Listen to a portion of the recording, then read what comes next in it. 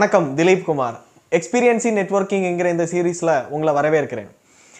கடந்த 4 வருடங்களாக network marketing தான் என்னுடைய ப்ரொஃபஷன். இந்த சீரீஸ் பண்ணுறதுக்கு ரொம்ப முக்கியமான காரணம், நான் நெட்வொர்க் மார்க்கெட்டிங்கில் பெரிய எக்ஸ்பர்ட்டுங்கிறதுக்காக இல்லை. நான் எக்ஸ்பர்ட்டெல்லாம் கிடையாது. என்னுடைய எக்ஸ்பீரியன்ஸில் இருக்கக்கூடிய ரொம்ப முக்கியமான சில கருத்துக்கள், ரொம்ப முக்கியமான சில இன்சிடென்ட்ஸை தான் இந்த சீரீஸ் வழியாக உங்கள் கூட பகிர்ந்துக்க ஆசைப்படுறேன். நீங்கள் நெட்வொர்க் மார்க்கெட்டிங் பண்ணுறீங்களா, இல்லை நெட்வொர்க் மார்க்கெட்டிங்கில் ரொம்ப ஆர்வம் உள்ளவரா? நிச்சயமாக உங்களுக்கு இந்த சீரீஸ் ரொம்ப யூஸ்ஃபுல்லாக இருக்கும். உங்களுடைய ஃபீட்பேக் அண்ட் உங்களுடைய கருத்துக்களை நான் ரொம்ப ஆசைப்படுறேன். அதையும் நீங்கள் மறக்காமல் கமெண்ட் பண்ணிக்கோங்க. ரீசெண்டாக எனக்கு இருந்த ஒரு எக்ஸ்பீரியன்ஸ், நானும் என்னுடைய டீம் பார்ட்னர்ஸும் ஒரு நபர்கிட்ட பிளான் பேசுகிறதுக்காக போகிறோம். போய் உட்காந்து நான் பேசிகிட்டு இருக்கேன், எங்கள் கம்பெனியை பற்றி, ப்ராடக்டை பற்றி அண்ட் மார்க்கெட்டிங் பிளானை பற்றியெல்லாம் பேசிகிட்டு இருக்கேன். அவங்க எல்லாம் கேட்டுட்டு இருந்ததுக்கப்புறம் அவங்க கேட்டாங்க, திலீப், உங்களுக்கு ரொம்ப சின்ன வயசு தான், நீங்கள் ஏன் ஒரு அரசாங்க வேலைக்கு ட்ரை பண்ணக்கூடாது? டிஎன்பிஎஸ்சி எல்லாம் எழுதுறீங்களா? ஏர்ஃபோர்ஸில் கிடைக்கும், ஃபயர் ஃபோர்ஸில் கிடைக்கும், ரயில்வேல கிடைக்கும், ஏதாவது ஒரு அரசாங்க வேலைக்கு ட்ரை பண்ணுங்க. இதெல்லாம் லாங் டேர்ம் எல்லாம் பண்ண முடியாது, அரசாங்க வேலை கிடைச்சாதான் உங்கள் வாழ்க்கை செக்யூராக இருக்கும்னாரு. அவர் இது பேசும்போது நானும் ரொம்ப யோசிக்க ஆரம்பித்தேன். என்ன யோசிக்கிறேன்னா, எப்படி இவருக்கு இதை புரிய வைக்கிறது? ஏன்னா நெட்வொர்க் மார்க்கெட்டிங்கில் ஒரு ரூல் இருக்குது, ஆர்கியூமெண்ட்டு கூடாதுங்கிறது.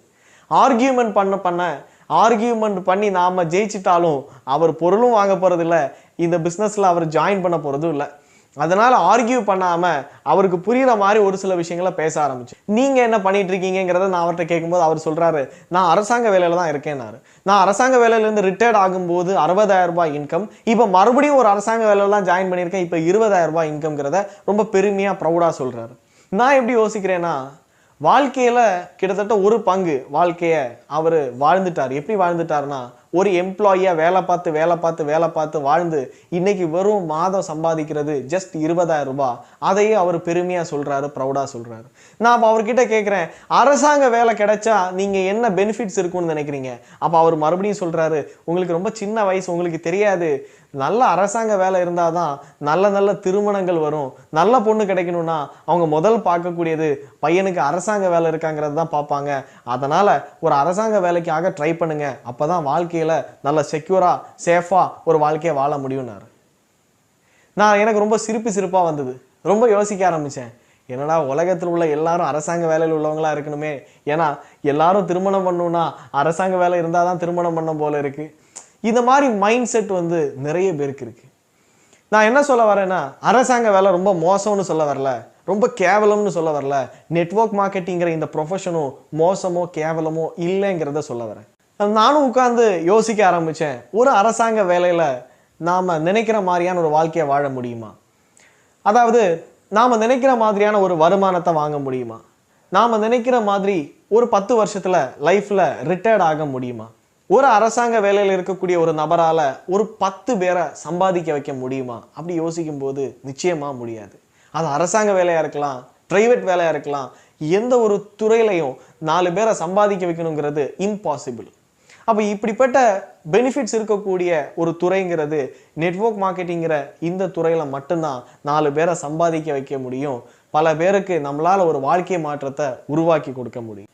எம்ப்ளாயிங்கிறது ரொம்ப கேவலமான ஒரு பொசிஷன் இல்லை. எம்ப்ளாயி தான் ட்ரீம் உள்ளவங்க. யார் அது அரசாங்க வேலையிலேயே இருக்கலாம், ப்ரைவேட் வேலையிலே இருக்கலாம், அவங்களுக்கு ஒரு கனவு இருக்கிறனால தான் அவங்க உழைக்கிறாங்க. ஆனால் அந்த எம்ப்ளாயினுடைய கனவுகளை அவங்க நினைக்கிறத விட ஒரு அருமையான வாழ்க்கையை வாழ்றதுக்கு நெட்வொர்க் மார்க்கெட்டிங் உறுதுணையாக இருக்கும், உதவிகரமாக இருக்குங்கிறத பல பேர் இன்னும் புரிஞ்சுக்காம எம்ப்ளாயி மைண்ட் செட்லேயே ஒரு வாழ்க்கையை வாழ்ந்துட்டு இருக்காங்க. உலகத்தில் கோடீஸ்வரராக இருக்கக்கூடிய மிஸ்டர் ஜெஃப் பிசோஸ், இல்லை இந்தியாவில் அதிக கோடீஸ்வரராக இருக்கக்கூடிய மிஸ்டர் முகேஷ் அம்பானியும் யாருமே ஒரு அரசாங்க வேலையிலையோ ப்ரைவேட் வேலையிலையோ போய் கோடீஸ்வரர் ஆனவங்க இல்லை. சரியான வியாபாரத்தை சரியான நேரத்தில் ஆரம்பித்து அந்த வியாபாரத்தில் ஒரு நெட்வொர்க்கை உருவாக்கி கோடீஸ்வரன் ஆனவங்க தான் இந்த உலகத்திலேயே மிகப்பெரிய வெற்றி அடைந்தவங்க.